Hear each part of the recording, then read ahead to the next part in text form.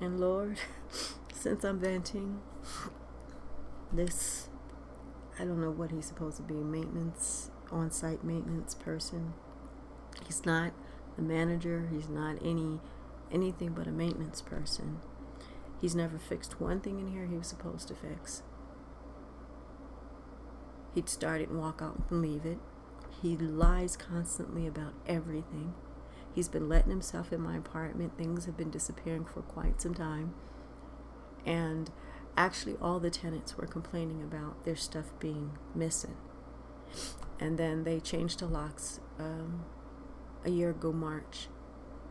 And things still keep being missing because they gave the keys back to the person who was taking things.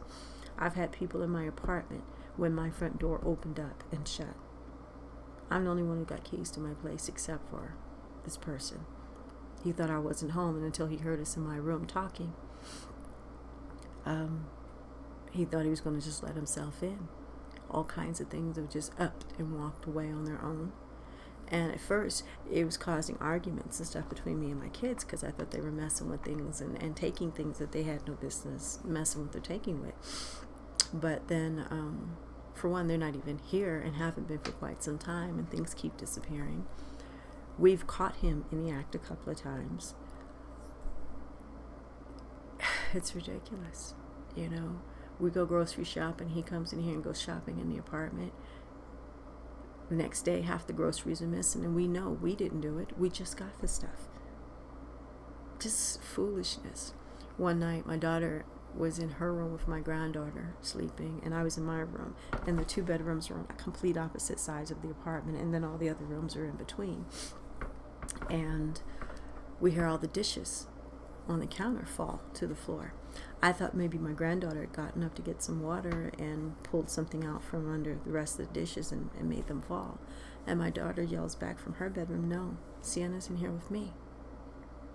So we both grab our robes and stuff and get up and come out to find out who the hell is messing around in the kitchen. Stuff isn't going to just fall like that on its own. And the front door's ajar. Now, of course, we did not go to bed and leave the door ajar. The door was shut and locked and bolted. Only somebody with the master key could have come in. And it was not someone who lived here prior to us, because for one, nobody's lived here prior. This is a new building. They said I was the first tenant to move in here, but that's not true. I'm the second. The first one moved out because it was too cold and they didn't fix it. And then I moved in, and we still have the issues with the heating, and they still haven't fixed it. And another time, an associate, a friend of a friend, and she came over, and we went to the grocery store and came back. We were only gone about 45 minutes, and my door was ajar when we got back, where somebody had been in my apartment going through my stuff. I've got photographs because I put an outdoor lock on my bedroom. And originally, when I first put the outdoor lock on my bedroom, the management said, well, we have to have a key to it in case there's a fire or an emergency. So I gave them a key. But when things kept turning up missing in my room, and nobody else had a key but me and the office, I changed the lock. So I came in, and I have photographs of it, where my door was tried to be forced to be open. And I've got photographs where you could see where someone tried to force the door open and tried to pry it, and it didn't open.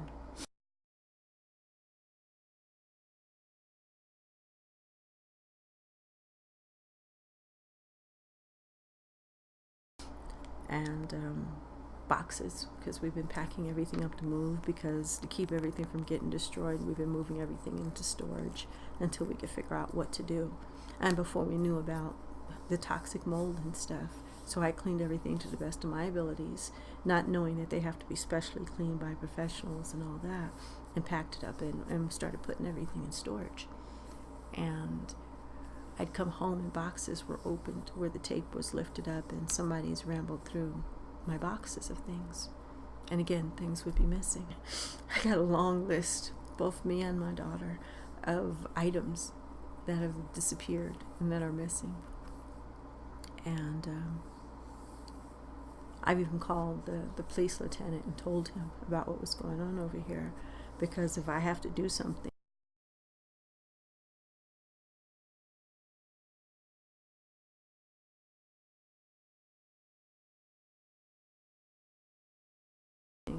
to this person, if I ever catch him in here, or able, you never know what's going to happen, and I wanted them to know that this has been going on, because if it's got to go there, it's going to go there. And it's just ridiculous, One time before God, I was ready to take a baseball bat, kick down his door, and beat the living crap out of him. I had gone grocery shopping. I'd been running all my errands. I was so tired and sore and hurting that day. And I had all my stuff for my dinner. And I set everything on the table, and I'd forgotten to get an ingredient at the store. So I just jumped back in my car and went back to the store to go get the item. And when I came back, half of my ingredients were missing. Oh my God. I was so tired. I was hungry. I just wanted to eat my food and go lay down. And oh my God. That's one of those days where, thank God, God had a hold of me. I was ballistic. I was so, thank God, God had a hold of me, because this broadcast right now would be from prison, because I wanted to beat the living crap out of this dude, because it was nobody but him. Came in there while I was gone. I was so mad. I didn't even eat anything that night. I just said screw it and went to bed hungry. But all this negativity, it wears on your spirit. And all this invasion of privacy, I've always had the attitude I could deal with anything that comes my way. But home is sanctuary. My kids never fought amongst each other. There was no foolishness in our household. Home was sanctuary. And if you have your home and a place to escape, no matter what you have to deal with, you have a place you can go and rest and recuperate. You can handle pretty much anything you need to deal with. But when that sanctity, you have no place that you can withdraw to for peace, because they're coming into your private spaces and messing with you and messing with your things. And come home and things are messed with, just to let me know, make sure that I know they was in here, Something that belongs in one room completely moved and sat in another room, just to let me know, and so calledly to bully me or to make me feel threatened. Just like every chance he got, he was getting up in my face and trying to corner me off in the hallways and areas, because where my apartment is, it's a dead end, and think he can get up in my face and intimidate me. And it's like, you don't know, I'm from the East Coast. I've been carrying knives and weapons since I was 5 years old and know how to use them.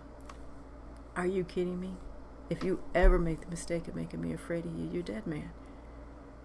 You better be glad I don't take you seriously, and I'm not afraid. He ain't nothing, just these men, throwing their weight around, and literally in his case, throwing his weight around. He's like 340 pounds. And he's about 6 feet tall, and he thinks he's some tough guy. He's nothing but a hot air and a bad attitude. And it's like, you don't want no part of me. I'm trying to do, you don't want to know the me that before God had a good hold on me. Just let God keep a good hold on me and let me be and do what I need to be and do. And just, oh my God. The negativity, the ugliness, the foolishness I've had to deal with every day.